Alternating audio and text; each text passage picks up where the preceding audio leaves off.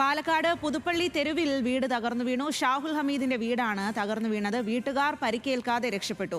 ആ പ്രദേശത്ത് നിന്നും സച്ചിൻ വള്ളിക്കാടാണ് വിവരങ്ങളുമായി ചേരുന്നത്. സച്ചിൻ, പാലക്കാടും കനത്ത മഴയാണ്, ഇന്നലെ മുതൽ തുടങ്ങിയ മഴയാണ്, ഇപ്പോഴും ആ രീതിയിൽ തന്നെ തുടരുകയാണ് എന്ന് മനസ്സിലാകുന്നു. അവിടെയാണ് ഇത്തരത്തിലുള്ള നാശനഷ്ടങ്ങൾ കൂടി ഉണ്ടാകുന്നത് എന്നുള്ളതാണ്. വീട് പൂർണ്ണമായും തകർന്നു വീണിരിക്കുകയാണോ? വീട്ടിലുള്ള ആളുകൾക്ക് ഏതെങ്കിലും തരത്തിലുള്ള പരിക്കുണ്ടോ? അവരെങ്ങനെയാണ് രക്ഷപ്പെട്ടത്? നിലവിലെ അവിടുത്തെ സാഹചര്യം എന്താണ്?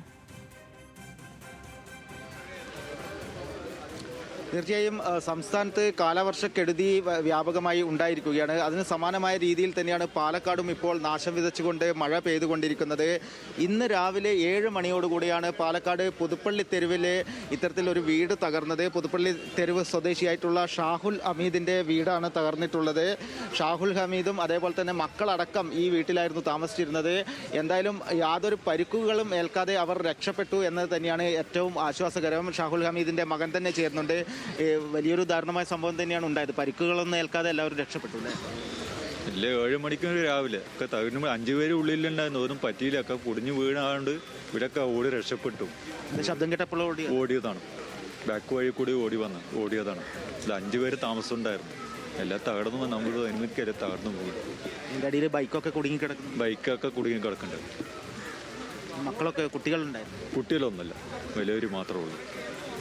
എന്തായാലും ഈ ദൃശ്യങ്ങളിൽ കാണുന്നത് പോലെ തന്നെ ഈ വീടിനടിയിൽ ഒരു ബൈക്കടക്കം കുടുങ്ങിക്കിടക്കുന്നുണ്ട്. മാത്രമല്ല വീട്ടിലെ സ്ത്രീകളടക്കമുള്ളവരെല്ലാം തന്നെ ശബ്ദം കേട്ട ഉടനെ തന്നെ പുറത്തേക്ക് ഇറങ്ങി ഓടുകയായിരുന്നു. അതുകൊണ്ട് യാതൊരു പരിക്കുകളും ഏൽക്കാതെ തന്നെ രക്ഷപ്പെട്ടിട്ടുണ്ട്. എന്തായാലും അതിദാരുണമായ സംഭവം തന്നെയാണ് ഉണ്ടായിട്ടുള്ളത്. വീട്ടിലുണ്ടായിരുന്ന യുവതി ഉൾപ്പെടെ ചേരുന്നുണ്ട്. എപ്പോഴും രാവിലെ 7 മണിയോടുകൂടെ ശബ്ദം കേട്ടപ്പോൾ 7 to 7 ഉള്ളിൽ സംഭവം നടന്നത്. ഞങ്ങൾ അച്ഛനും അമ്മയും എല്ലാവരും ഉണ്ടായിരുന്നു വീട്ടിൽ. അതിൻ്റെ അമ്മയും അമ്മസംഖ്യന്ന് ഇവിടെ ആ റൂം കിടന്നുണ്ടായി. ഞങ്ങൾ ഈ റൂമിലാണ്. ഇത് പുതിയ കെട്ടിയ റൂമാണ്. വീട്ടിൽ 16 കൊല്ലമായി. അപ്പോൾ ഞങ്ങളുടെ കല്യാണത്തിന് വീട് കെട്ടിയത്. അതൊക്കെ എല്ലാവരും ഇവിടെ താമസം. ഞങ്ങൾ ആ റൂമിലാണ് ഇവർ മുന്നേ കിടന്നിട്ടുണ്ടായിരുന്നത്. ഇവിടെ ഫ്രണ്ടിൽ എപ്പോഴും കിടക്കല് ദീവാനിൻ്റെ ആണ് അവർ ഫ്രണ്ട് കിടക്കല്. എൻ്റെ അംസാങ്ക അവിടെ കിടക്കുന്ന നേരം ഇപ്പോൾ അവരധികം കിടക്കലില്ല. സുഖമില്ലാത്തതുകൊണ്ട് അവർ 3 നാളും അമ്മായിമ്മ അമ്മസാങ്കി നാത്തൂനും ഒരു റൂമിൽ കിടക്കും. അങ്ങനെയാണ്. പിന്നെ അത് നേരത്തെ എല്ലാവരും എനിക്കല്ലോ നിസ്കരിക്കാനും പിടിക്കാനും എനിച്ചപ്പോഴാണ് ഇവിടെ ഇങ്ങനെ സൗണ്ട് കേട്ട്. പിന്നെ ഞാൻ പറഞ്ഞു അല്ല അവിടെ നിൽക്കുന്ന ശരിയല്ലേ, നമുക്ക് വേഗം പോകാൻ പറഞ്ഞു.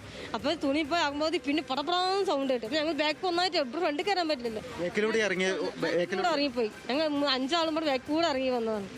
ഇതിവിടെ വന്ന് കയറിയിട്ട് പിന്നെ എൻ്റെ അക്കാനെ വിളിച്ചു വരുത്തി. ഇക്ക വേഗം വന്നിട്ട് ഞങ്ങൾ വേഗം കൊണ്ട് ഇവർ ഏട്ടൻ്റെ വീട് താമസിച്ചു. ഞാൻ എൻ്റെ വീട്ടിലും പോയി. പരിക്കുകളൊന്നും ഏറ്റിട്ടില്ല. ഞങ്ങൾക്ക് പരിക്ക്. അപ്പോൾ ഞങ്ങൾ ഓടി ബാക്കിൽ അവന് ഓടിപ്പോയി. സൗണ്ട് ഓടി ഞങ്ങൾ എല്ലാവരും കൂടെ പോയതാണ്.